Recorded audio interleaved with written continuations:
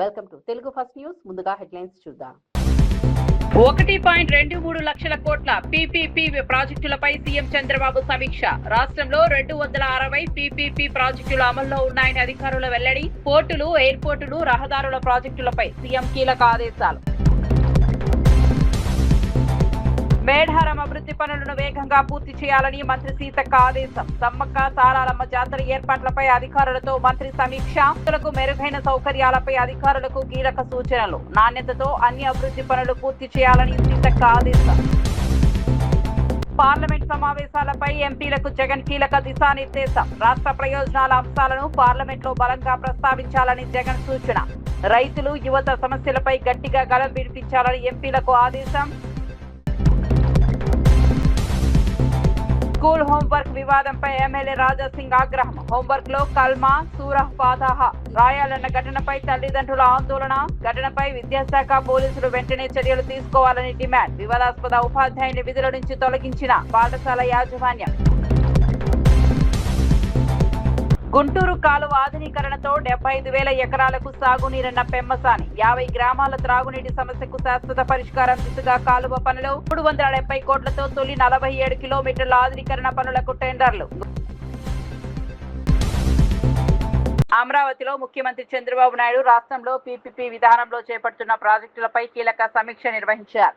పోర్టులు, షిప్ యార్డులు, ఎయిర్పోర్టులు, పర్యాటక ప్రాజెక్టులు సహా మొత్తం 260 ప్రాజెక్టులను పీపీపీ కింద అమలు చేస్తున్నట్లు అధికారులు వివరించారు. పరిశ్రమలు, మౌలిక సదుపాయాలు, పురపాలక, పర్యాటకం, వైద్య కళాశాలలు, రహదారులు, సౌర విద్యుత్ రంగాల్లో 1,23,229 కోట్ల విలువైన ప్రాజెక్టులు పురోగతిలో ఉన్నాయని తెలిపారు. ఈ ప్రాజెక్టులను సుస్థిర అభివృద్ధి నమూనాలు అమలు చేయాలని ముఖ్యమంత్రి అధికారులకు ఆదేశించారు.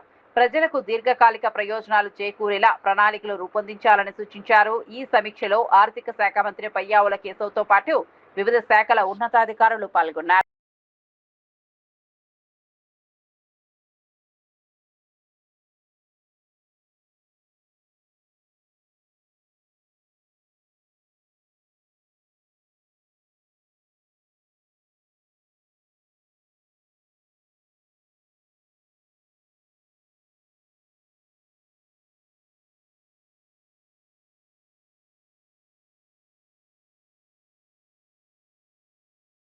వరంగల్ ఎయిర్పోర్ట్ అభివృద్ధి క్రెడిట్ పూర్తిగా బీఆర్ఎస్ ప్రభుత్వానిదే చెందుతుందని మాజీ ఎమ్మెల్యే నన్నపనేని నరేందర్ అన్నారు. బీఆర్ఎస్ హయాంలోనే 253 ఎకరాల భూమిని సేకరించి ఎయిర్పోర్ట్ అథారిటీ ఆఫ్ ఇండియాకు అప్పగించామని గుర్తు చేశారు. పనులు ప్రారంభం కావడానికి ముందే ఎన్నికలు రావడంతో ప్రాజెక్టు పూర్తి కాలేదన్నారు.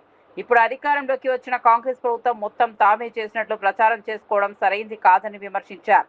గత ప్రభుత్వం చేసిన కృషిని దాచిపెట్టి క్రెడిట్ చోరీ చేయాలని చూస్తోందని ఆరోపించారు. వరంగల్ ఎయిర్పోర్ట్ కోసం భూసేకరణ నుంచి అన్ని పరిపాలనా ప్రక్రియలను బీఆర్ఎస్ ప్రభుత్వమే పూర్తి చేసిందని పేర్కొన్నారు. ప్రజలకు వాస్తవాలు తెలుసని, అభివృద్ధి పనులను రాజకీయ ప్రయోజనాల కోసం వక్రీకరించవద్దని నన్నపనేని నరేందర్ సూచించారు. మరి వీళ్ళందరూ కలిసి నగరాన్ని బాగుపడాలనుకుంటారా, ఈ నగరాన్ని ఖరాబ్ చేయాలనుకుంటారా? మీకు చేతనైతే మీరేం నిధులు తెచ్చిల్లో చెప్పండి. మీకు చేతనైతే ఈ పని చేసిన స్వయంగా అని చెప్పండి. మీకు చేతనైతే ప్రజలకి ఇది ఉపయోగపడేది చేస్తామని చెప్పండి. ఏది చేతగాక ఒప్పుకున్న హామీలని అటకెక్కిచ్చేసి ఇప్పుడు ఏదో ఆవాక్కులు చేవాక్కులు మాట్లాడితే పొలిటికల్ నాలెడ్జ్ ఉన్నదని అనుకోరు. ప్రజలు గమనిస్తున్నారు. మీరు జాగ్రత్తగా ఉండండి, జాగ్రత్తగా పరిపాలించండి. ప్రజల మన్ననలు పొందాలి తప్ప ఏది పడితే అది మాట్లాడితే మన్ననలు వస్తాయన్నది అది శుద్ధ అబద్ధం అని కూడా ఈ సందర్భంగా తెలియజేసుకుంటూ, మామ్నూర్ ఎయిర్పోర్ట్ ఖచ్చితంగా బీఆర్ఎస్ ప్రభుత్వంలో ఏర్పాటు చేసిందే. దేనికంటే దానికి మేము సిద్ధంగా ఉంటాం. చివరిగా ఎలక్షన్లో ఆ ఎలక్షన్ కోడ్ వచ్చింది కాబట్టి అది పెండింగ్ అయింది తప్ప వేరే కాదు. దానికి నీకు అవగాహన లేకుంటే ఆన్ రికార్డు చూసుకోండి, అన్ని కూడా ఉన్నాయని కూడా ఈ సందర్భంగా తెలియజేస్తున్నాం. హైదరాబాద్ సైదాబాద్ లోని సక్సెస్ స్కూల్లో 2వ తరగతి చదువుతున్న హిందూ విద్యార్థులకు హోంవర్క్ డైరీలో కల్మా, షూరహ్ ఫాతాహ రాయాలని చదవాలని ఉపాధ్యాయుడు సూచించడంపై వివాదం చెలరేగింది.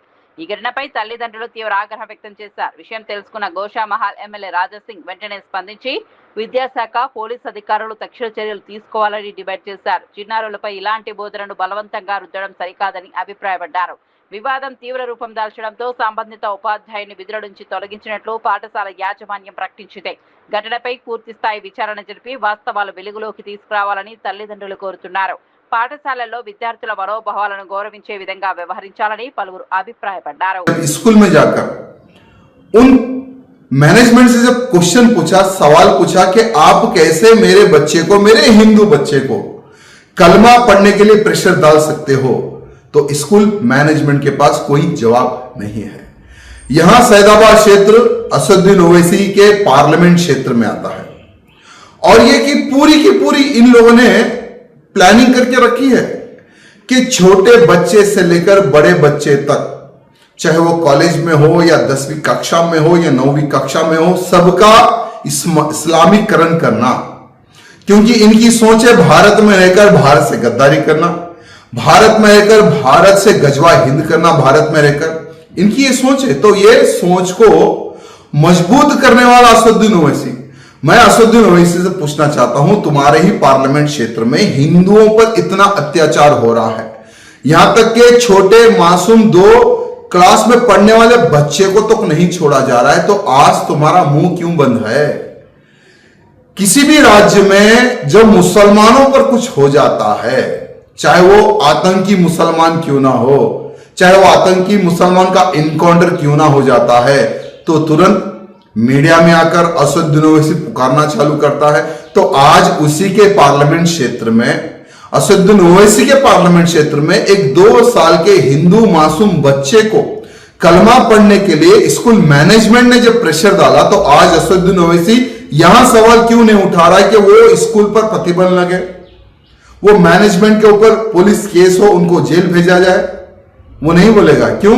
क्योंकि उसी के लोग हैं जो ये षड्यंत्र कर रहे हैं। मैं हमारे कलेक्टर साहिबा एवं मुख्यमंत्री रेवंत रेड्डी से निवेदन करना चाहता हूं कि इस प्रकार से स्कूलों के अंदर हिंदुओं को जबरन अगर कलमा पढ़ाने का अगर प्रयत्न किया जाएगा, उन स्कूलों पर कार्रवाई हो, उन स्कूलों को सीज किया जाए और भविष्य में इस प्रकार का कोई कांड ना हो, उस प्रकार से कोई कानून बनाए, ये मैं मुख्यमंत्री रेवंत रेड्डी से निवेदन करना चाहता हूं। साथ ही साथ मैं मेरे हिंदू भाई बंधुओं से कहना चाहूंगा कि अपने बच्चों को स्कूल डालने से पहले यहां देख लो कि वो स्कूल के अंदर कौन है, कहीं कोई बुरके वाली तो नहीं है, कहीं कोई टोपी वाला तो नहीं है जो हमारे बच्चों को जबरन कलमा पढ़ाएगा। थोड़ा यह ध्यान रखकर आप लोग अपने बच्चों को स्कूल में डालिए, ये मैं आप सबसे निवेदन करना चाहता हूं। సికింద్రాబాద్ మల్కాజిగిరి కమిషనరేట్ పరిధిలో సంచలనం సృష్టించిన హనీ ట్రాప్ నకిలీ పోలీసుల కిడ్నాప్ దోపిడీ కేసును అల్వాల్ పోలీసులు ఛేదించారు. ఈ కేసులో పరారీలో ఉన్న 3 నిందితులను హర్యానా, చండీగఢ్ ప్రత్యేక ఆపరేషన్ నిర్వహించి అరెస్ట్ చేశారు. ఇప్పటికే మరో 2 నిందితులు జ్యుడిషియల్ కస్టడీలో ఉండటంతో మొత్తం 5గురిని అదుపులోకి తీసుకున్నారు. వ్యాపారవేత్త సిద్ధార్థను నకిలీ పోలీసులుగా నటిస్తూ కిడ్నాప్ చేసి తుపాకీతో బెదిరించి బంగారు ఆభరణాలు, ల్యాప్టాప్, మొబైల్ ఫోన్ దోచుకున్నట్లు పోలీసులు తెలిపారు. అనంతరం కుటుంబ సభ్యులను బెదిరించి 18 లక్షలు వసూలు చేసినట్టు వెల్లడించారు. చండీగఢ్లో స్పా సెంటర్లు ఎక్కువగా ఉంటాయి, అక్కడ అమ్మాయిలు కూడా దొరుకుతారు అనేటువంటి ఉద్దేశంతో అతను ఎక్కువగా ఏదైనా అఫెన్షన్ చేసే డబ్బులు వస్తే అక్కడికి వెళ్తూ ఉంటాడు.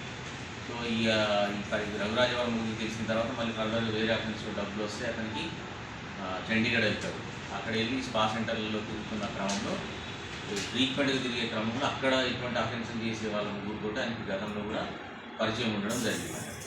సో నార్త్ ఇండియన్స్ ఎవరైతే హర్యానాకు సంబంధించినటువంటి వాళ్ళు ఉన్నారో, సునీల్ ఫౌజీ అని చెప్పేసి, విక్కీ సంధు అని, తర్వాత సర్పంచ్ రాజేష్ అని, వీళ్ళ ముగ్గురు కూడా అక్కడ వ్యక్తులతో తనకు పరిచయం ఉంటుంది. సో ఈ నవంబర్ ముందు అక్కడికి వెళ్ళినప్పుడు వాళ్ళకు కూడా ఎక్స్ప్లెయిన్ చేయడం జరుగుతుంది. చేసి మనం ఈసారి అఫెన్స్లో వాళ్ళని కూడా తీసుకొద్దామని చెప్పేసి సో స్ట్రైట్ అవే వాళ్ళు నవంబర్ 13వ తారీఖున అక్కడ చండీగఢ్ నుంచి ఒక స్కార్పియో వెహికల్ రెంట్కి తీసుకొని బయలుదేరడం జరుగుతుంది. అదే స్కార్పియో వెహికల్లో ఇక్కడికి వచ్చిన తర్వాత నవంబర్ 14వ తారీఖు నాడు ఈ ఏమని ఎవరైతే ఉన్నారో నా రఘురాజ వర్మ, ఇతనికి గర్ల్ ఫ్రెండ్ ఉంటుంది మాధవిలత అని, సో ఆమెతోటి ఫోన్ చేపిస్తాడు. చేపించు కొంచెం మంచిగా మాట్లాడేసి మాకు వీసా కావాలండి, పర్సనల్ కలుస్తాను అని చెప్పంటే కంప్లైంట్ కూడా కొంచెం వీక్నెస్ ఉండడంతో నమ్ముతాడు. నమ్మి 14వ తారీఖు 7 గంటల తర్వాత పలానా తోటికి రమ్మంటే అల్వాల్ ఏరియాలోనే కొంచెం రిమోట్ ఉన్న ఏరియాకు రమ్మని చెప్తాడు. ఇతను అక్కడికి వెళ్తాడు. వెళ్ళగానే ఇక్కడ కార్పిలో వీళ్ళందరూ రెడీగా ఉంటారు. ఈ సిద్ధార్థ చౌదరి దాంట్లో బలవంతంగా ఎక్కించుకొని తీసుకెళ్తారు. వెళ్ళగానే ఇనిషియల్గా మేడారం అభివృద్ధి పనుల్లో నిర్ణీత గడువులో నాణ్యతతో పూర్తి చేయాలని రాష్ట్ర మంత్రి ధనసరి అనసూయ సీతక్క అధికారులను ఆదేశించారు. జిల్లా కలెక్టర్ బోర్కడే హేమంత్ సహదేవరావుతో కలిసి మేడారం హరిత హోటల్లో అభివృద్ధి పనుల పురోగతిపై సమీక్ష సమావేశం నిర్వహించారు. మౌలిక సదుపాయాల కల్పన, పెండింగ్ పనులు, భక్తులకు మెరుగైన సౌకర్యాలపై సంబంధిత శాఖల అధికారులతో చర్చించారు. సమ్మక్క సారాలమ్మ జాతరకు వచ్చే భక్తులు ఎలాంటి ఇబ్బందులు లేకుండా అన్ని పనులను వేగవంతం చేయాలని సూచించారు. ప్రతి పనిని నాణ్యతతో పూర్తి చేసి అవసరమైన సౌకర్యాలు కల్పించాలని అధికారులకు ఆదేశాలు జారీ చేశారు. సమావేశంలో జిల్లా ఎస్పీ, ఐటీడీఏ ప్రాజెక్టు అధికారి, అటవీ శాఖ అధికారులు, ప్రజాప్రతినిధులు, పూజారులు తదితరులు పాల్గొన్నారు. మంత్రి నారా లోకేష్ వ్యాఖ్యలకు వైఎస్ఆర్సీపీ నేత రాచమల్లి శివప్రసాద్ రెడ్డి ఘాటు కౌంటర్ ఇచ్చారు. వ్యవసాయం దండగా అని చెప్పింది చంద్రబాబేనని, రైతును గౌరవించి వ్యవసాయాన్ని పండుగలా మార్చాలన్నది దివంగత ముఖ్యమంత్రి వైఎస్ రాజశేఖర రెడ్డి ఆలోచన అని పేర్కొన్నారు. రైతు భరోసా కేంద్రాలను ఏర్పాటు చేసి రైతులకు అన్ని విధాలా అండగా నిలిచింది జగన్ ప్రభుత్వమేనని తెలిపారు. పంట నష్టం జరిగిన నెల రోజుల్లోనే పరిహారం చెల్లించి రైతులకు భరోసా కల్పించిందని చెప్పారు. పంటల బీమా అమలు చేసి రైతులకు రక్షణ కల్పించడంతో పాటు వ్యవసాయ విద్యుత్ భారం లేకుండా చర్యలు తీసుకున్నది జగన్ ప్రభుత్వమేనని పేర్కొన్నారు. రైతుల సమక్షంలో రైతుల సంక్షేమంలో వైఎస్ఆర్సీపీ ప్రభుత్వ పనులను ప్రజలు మరోరని రాచమల్లి శివప్రసాద్ రెడ్డి వ్యాఖ్యానించారు. ముందుకేసి తండ్రి కంటే గొప్పగా రైతులకు మేలు చేసే ప్రయత్నంలో భాగమే 1924 మధ్య కాలంలో ఎన్నో రైతుల కోసం కార్యక్రమాలు తీసుకొచ్చినాడు. రైతు భరోసా కేంద్రాలు నెలకొల్పింది ఆయన. గ్రామ గ్రామాన వ్యవసాయానికి సంబంధించిన సలహా ఇచ్చేదాని కోసం ఉద్యోగస్తులను సలహాదారులుగా అక్కడ నియమించింది ఆయన. విత్తనాలు, ఎరువులు, మందులు వారి గ్రామాల్లోనే సజావుగా సక్రమంగా పంపిణీ చేసింది ఆయన. ప్రకృతి వైపరీత్యాల వల్ల పంట నష్టం జరిగితే ఒక్క నెల గడువు లోపల రైతులకు నష్టపరిహారాన్ని చెల్లించింది ఆయన. ఈ క్రాప్ ఇన్సూరెన్స్ చేసింది ఆయన. పండించిన పంటలకు మద్దతు ధర ఇచ్చినది జగన్మోహన్ రెడ్డి. అన్నిటికంటే ముఖ్యంగా మీకు ఎవ్వరికి రాని ఆలోచన ఇవన్నీ ఆయన చేసినట్టు. సంవత్సరానికి ఒకసారి పంట సహాయానికి 13,500 రూపాయల డబ్బులు ఇచ్చింది జగన్మోహన్ రెడ్డి. వ్యవసాయ పనిముట్లను సక్రమంగా పంచింది జగన్మోహన్ రెడ్డి. విద్యుత్ భారం కాకుండా రైతులకు చేసింది జగన్మోహన్ రెడ్డి. ఈయన రైతు ద్రోహి అంట. రాయలసీమకు నీళ్ళు ఇవ్వకుండా, వ్యవసాయానికి సాగునీరు ఇవ్వకుండా అన్యాయం చేసినటువంటి రైతు ద్రోహి చంద్రబాబు నాయుడు. రైతుల గురించి ఏ రోజు పట్టించుకోలేదనేది ఎంత పచ్చి నిజమో ఆ నిజానికి ప్రత్యక్ష సాక్ష్యం ఈరోజు రాజధానిలో మీ నాయన చేస్తూ ఉండే, మీ ప్రభుత్వం చేస్తూ ఉండే తతంగం ఏమిటి లోకేష్?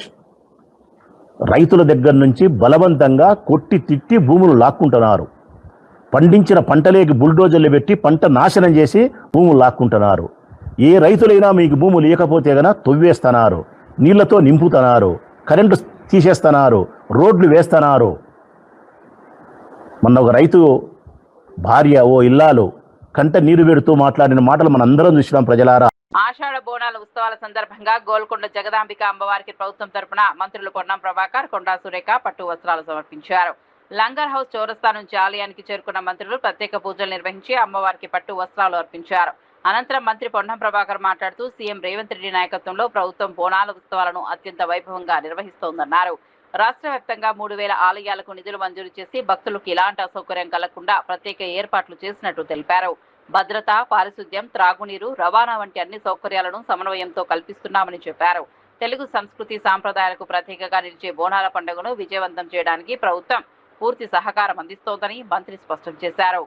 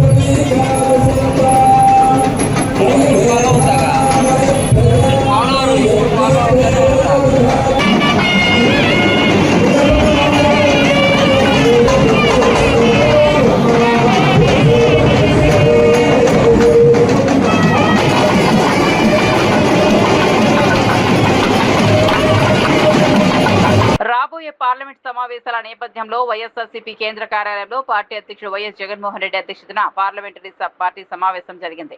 ఈ సమావేశంలో లోక్సభ, రాజ్యసభల్లో పార్టీ అనుసరించాల్సిన వ్యూహంపై సమగ్ర చర్చ జరిగింది. రాష్ట్ర ప్రయోజనాలకు సంబంధించిన అంశాలను పార్లమెంట్లో బలంగా ప్రస్తావించాలని జగన్ ఎంపీలు పార్టీ నాయకులకు సూచించారు. ప్రజా సమస్యలను ప్రాధాన్యంగా తీసుకుని కేంద్ర ప్రభుత్వం దృష్టికి తీసుకెళ్లాలని ఆదేశించారు.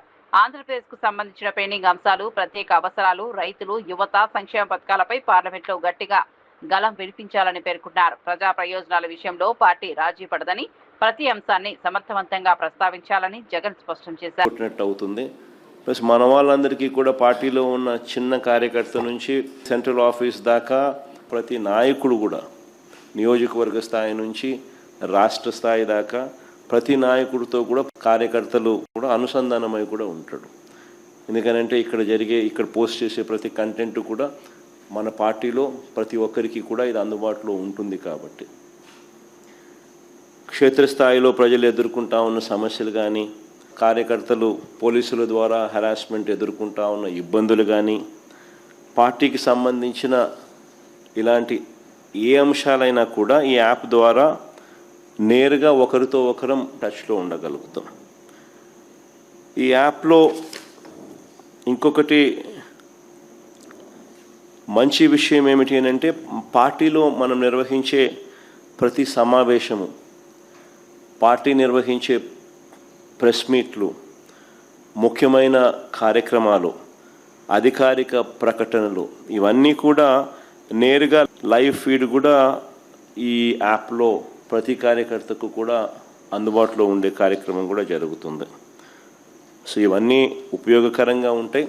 ఫ్యూచర్లో కూడా ఇంకా ఈ యాప్ను ఇంకా కొంత బలపరుస్తూ కార్యకర్తలు ఏదైనా ఇబ్బందులు పడినా కూడా ఇబ్బంది పడ్డ కార్యకర్తకు తోడుగా ఉండే కార్యక్రమం కూడా రాబోయే రోజుల్లో ఈ యాప్ ద్వారా ఉపయోగపడుతుంది. మన డిజిటల్ డైరీ కూడా మన పార్టీకి సంబంధించి ఎవరైనా కూడా ఎక్కడైనా ఈ పోలీస్ హెరాస్మెంట్ వల్ల కానీ ఇంకొకరి హెరాస్మెంట్ వల్ల కానీ నష్టపోయిన ప్రతి కార్యకర్త కూడా డిజిటల్ డైరీలో ఏ రకంగా అయితే తాను నమోదు చేస్తూ ఉన్నాడో ఆ డిజిటల్ డైరీని కూడా దీంట్లోకి అనుసంధానం కూడా చేస్తాం. సో ఈ యాప్లో వస్తే డిజిటల్ డైరీ కూడా అందుబాటులో ఉంటుంది. సో ఇది బేసిక్లీ ఒక సూపర్ యాప్. సో మందే ఒక ప్లాట్ఫామ్ క్రియేట్ చేస్తూ ఉన్నాం. సో ఒకవైపున మనం ఈ మిగతా ప్లాట్ఫామ్స్లో సోషల్ మీడియా పోస్టింగ్స్లో సోషల్ మీడియా వాళ్ళ మీద చర్యలు ఏదైతే తీసుకుంటా ఉన్నారో అవన్నీ కూడా ఆ ప్లాట్ఫామ్స్కి రిప్రజెంట్ చేసి అవి అండూ చేసే కార్యక్రమాలు ఎలాగూ మనం చేస్తూ ఉంటాం. ఆ ప్లాట్ఫామ్సే కాకుండా ఈ ప్లాట్ఫామ్ ఒక సూపర్ ప్లాట్ఫామ్ కింద ఎవరూ ఆపలేని విధంగా మనం ఒక సూపర్ యాప్ను మన ప్లాట్ఫామ్ కింద మనం తీసుకొచ్చుకుంటా ఉన్నాం. సో మన ప్రతి కార్యకర్త కూడా పార్టీతో నిత్యం అనుసంధానమై ఉంటాడు. దీని ద్వారా హైదరాబాద్ కూకట్పల్లిలో ఏపీ ట్రావెల్స్ కార్గో సర్వీసెస్ కొత్త వాహనాలను ఎమ్మెల్యే మాధవరం కృష్ణారావు ప్రార్థనలు నిర్వహించి ప్రారంభించారు. ఈ సందర్భంగా సంస్థ ప్రతినిధి రాజేష్ కుమార్ రెడ్డి మాట్లాడుతూ 2019లో టేక్ ఓవర్ చేసిన కార్గో సర్వీసును విజయవంతంగా అభివృద్ధి చేస్తున్నామని తెలిపారు. ప్రారంభంలో 22 వాహనాలతో సేవలు ప్రారంభించగా ప్రస్తుతం 22 సంఖ్య 41కు చేరిందన్నారు. వినియోగదారులకు నాణ్యమైన సేవలు అందించడమే తమ ప్రధాన లక్ష్యమని చెప్పారు. 100% కస్టమర్ సంతృప్తితో ముందుకు సాగుతున్నామని వెల్లడించారు. ఎలాంటి సమస్య వచ్చినా ఎమ్మెల్యే మాధవరం కృష్ణారావు కుటుంబ సభ్యుడిగా అండగా నిలుస్తున్నారని కృతజ్ఞతలు తెలిపారు. భవిష్యత్తులో మరిన్ని ప్రాంతాలకు కార్గో సేవలు విస్తరించి ఉపాధి అవకాశాలు కూడా పెంచుతామని సంస్థ ప్రతినిధులు పేర్కొన్నారు.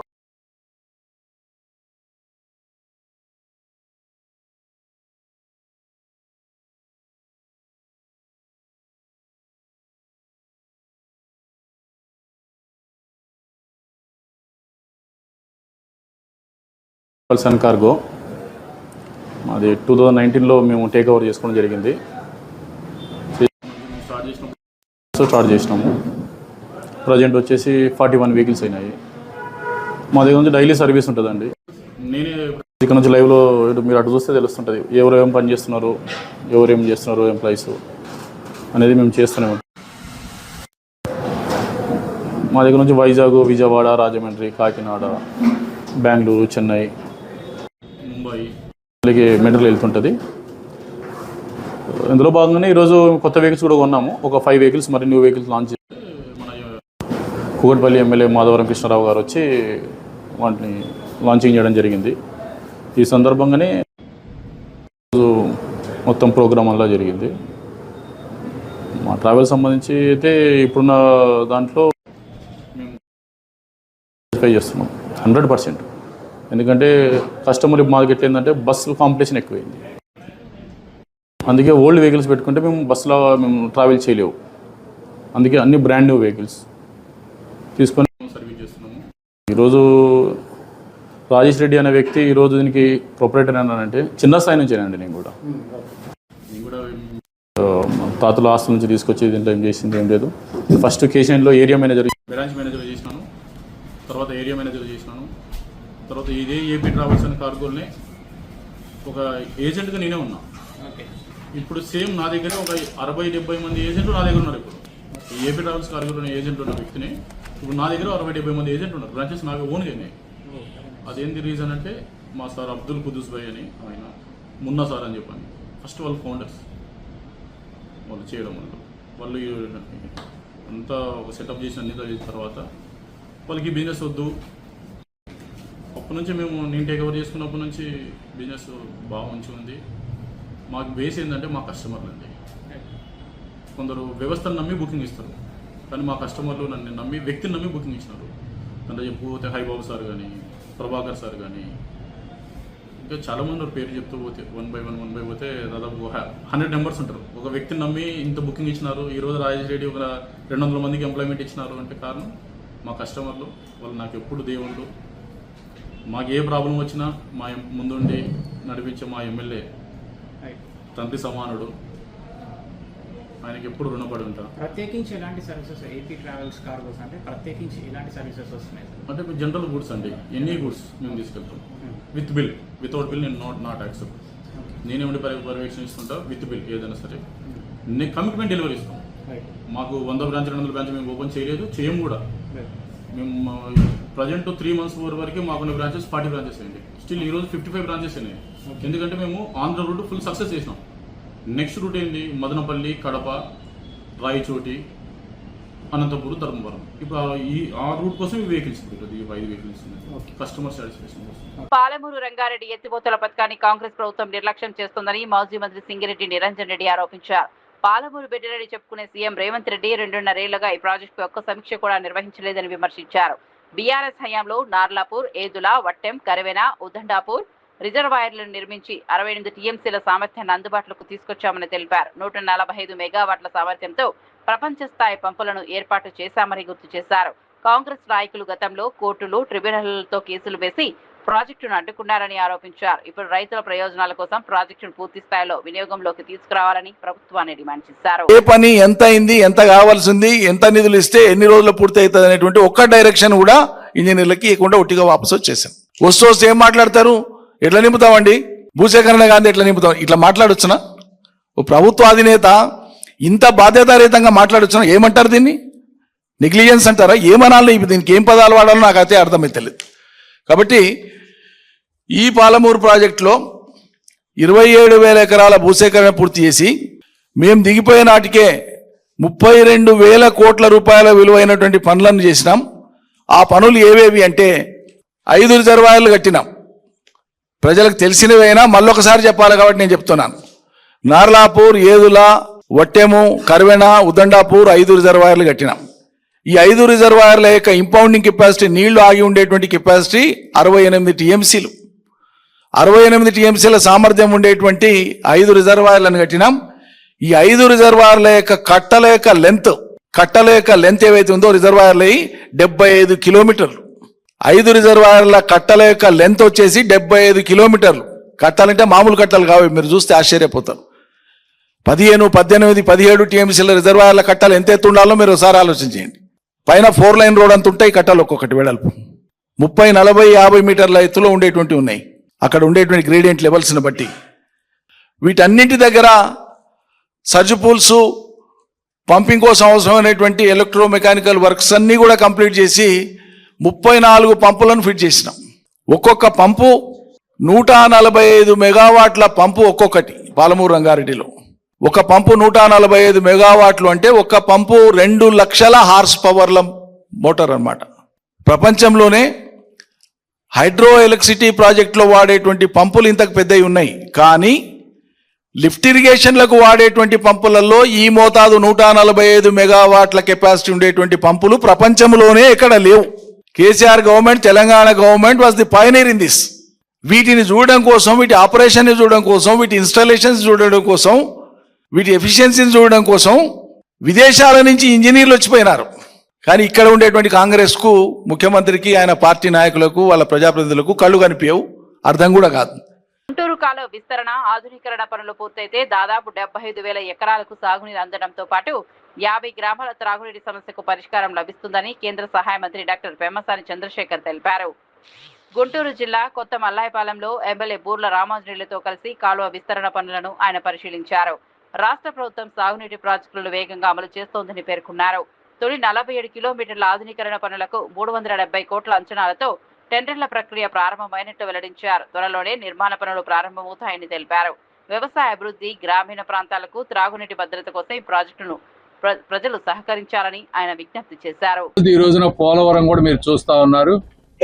యుద్ధ ప్రాతిపదికన ముఖ్యమంత్రి గారు ప్రతి నెల రివ్యూస్ తీసుకుంటూ, అదేవిధంగా నిమ్మల రామానాయుడు గారు దాన్ని కూడా వచ్చే సంవత్సరం ఎట్టి పరిస్థితుల్లో చేయాలనే ఉద్దేశంతో పరుగులు పెట్టిస్తా ఉన్నారు. అవి కూడా అయితే మన చుట్టుపక్కల అనేక 1,50,000 ఎకరాలకు పైగా ఈ పంటలకి మళ్ళీ రెండో పంట వేసుకోవడానికి ఇబ్బంది లేకుండా ఉంటుంది, రైతులకు ఆదాయం పెరిగేటువంటి పరిస్థితి. గుంటూరు ఛానల్ తీసుకుంటే మనకి ఇందులో 2 కావాలి, ఎక్స్టెన్షన్ కావాలి, 47 కిలోమీటర్ తర్వాత ఎక్స్టెన్షన్, అదేవిధంగా మొత్తం ముందున్నటువంటి 47 కిలోమీటర్లకి మోడర్నైజేషన్. రాష్ట్రం ఆర్థిక ఇబ్బందుల్లో ఉన్నా, ఏ రాష్ట్రం ఈ దేశంలో ఉన్నటువంటి సంక్షేమ పథకాలు ఇస్తూ కూడా వీటిని కూడా సాగునీటి ప్రాజెక్టులు ముందుకు తీసుకెళ్లేటువంటి పరిస్థితి తీసుకున్నాం. అంటే ఇక్కడే కాదు, రాష్ట్రం అంతా కూడా. అందులో భాగంగా గుంటూరు ఛానల్ ల్యాండ్ అక్విజిషన్ కి మనకి 70 కోట్ల వరకు ఫేజ్ 1 తీసుకుంటే 28 కోట్లు రైతులకు ఇచ్చి, పాత రేట్లకే అప్పుడు వచ్చినటువంటి కాంట్రాక్టర్ గారిని మనం రిక్వెస్ట్ చేసి వర్కులు స్టార్ట్ చేశాం. అవి కూడా ప్రతి నెల 10 కోట్ల రూపాయలు ట్రెజరీ నుంచి వచ్చే విధంగా చేసి వచ్చే 5-6 నెలల్లో దీన్ని ఒక రూపం తీసుకొస్తాం, ఎక్స్టెన్షన్. తెలంగాణ రాష్ట్రంలో ఎంతో వైభవంగా నిర్వహించే ఆషాఢ బోనాల మహోత్సవాలకు రంగం సిద్ధమైంది. ఈ నెల 19న ఆషాఢం తొలి ఆదివారం గోల్కొండ శ్రీ జగదాంబ మహంకాళి అమ్మవారి ఆలయంలో జరిగే బోనాల పండుగతో రాష్ట్ర వ్యాప్తంగా బోనాల ఉత్సవాలు ప్రారంభంగానున్నాయి. ఈ సందర్భంగా ముఖ్యమంత్రి రేవంత్ రెడ్డి సారథ్యంలో రాష్ట్ర ప్రభుత్వం అన్ని శాఖల అధికారులతో కలిసి విస్తృత ఏర్పాట్లు చేపట్టింది. భక్తులకు ఎలాంటి అసౌకర్యం కలగకుండా త్రాగునీరు, పారిశుద్ధ్యం, విద్యుత్, వైద్య సేవలు, ట్రాఫిక్ నియంత్రణ, భద్రత వంటి అన్ని అంశాలపై ప్రత్యేక దృష్టి సారించింది. ఆలయ కమిటీలు, నిర్వాహకులు, పోలీస్ శాఖ, జీహెచ్ఎంసీతో పాటు సంబంధిత శాఖలతో సమన్వయం చేస్తూ జాతరను విజయవంతంగా నిర్వహించేందుకు ప్రభుత్వ యంత్రాంగం కృషి చేస్తోంది. భాగ్యనగరంలో వెల్లివిరుస్తోన్న ఆధ్యాత్మిక శోభ, దిల్లం బల్లెం సప్పుళ్లు, డప్పుల మోతలు, జోగినీల ఆధ్యాత్మిక నృత్యాలు, పోతురాజుల వీరోచిత విన్యాసాలు, శివసత్తుల పూనకాలతో ఎటు చూసిన భక్తి పారవస్యం దర్శనమిస్తుంది. ఘటాల వైభవోపేత ఊరేగింపులు, రంగురంగుల తొట్టెల సమర్పణలు, గోల్కొండ నుంచి లాల్ దర్వాజా వరకు ప్రతి వీధి అమ్మవారి నామస్మరణతో పులకరిస్తుంది.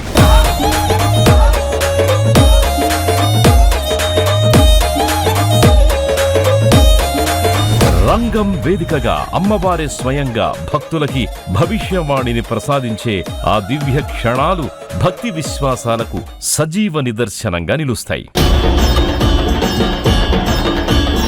ఆషాఢ మాసంలో వైభవంగా ప్రారంభమయ్యే ఈ మహోత్సవం 2026 జూలై 16వ తేదీన గోల్కొండ శ్రీ జగదాంబిక అమ్మవారికి సమర్పించే తొలి బోనంతో మొదలవుతుంది.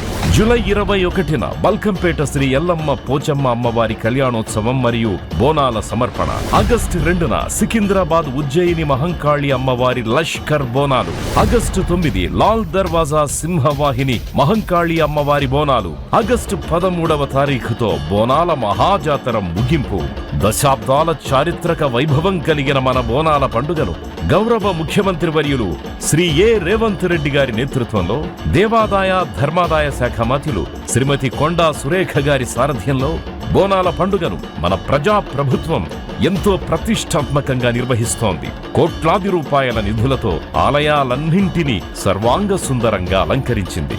వచ్చే భక్తులకు ఎలాంటి ఇబ్బందులు కలగకుండా అన్ని ఏర్పాట్లు చేయడం జరిగింది. ప్రభుత్వం తరఫున ప్రజా ప్రతినిధులతో అమ్మవార్లకి పట్టు వస్త్రాలు సమర్పించడం జరుగుతుంది.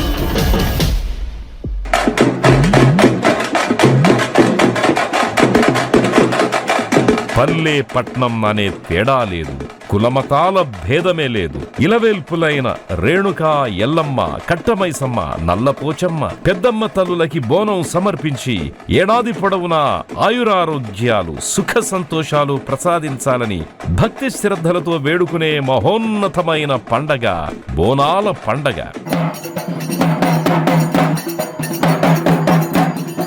బోనం అంటే కేవలం అన్నం కాదు, సృష్టికి మూలమైన ఆదిశక్తికి సమర్పించే భక్తి నివేదన. ప్రతి బోనం వెనుక అచంచలమైన విశ్వాసముంది. ప్రతి అడుగులో అమ్మవారి ఆశీర్వాదముంది. ప్రతి డప్పు మోతలో తెలంగాణ గుండె చప్పుడు వినిపిస్తుంది.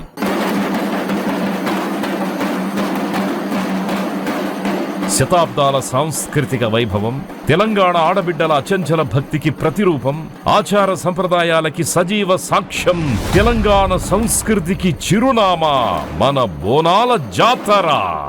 అప్డేట్స్ కోసం చూస్తూనే ఉండండి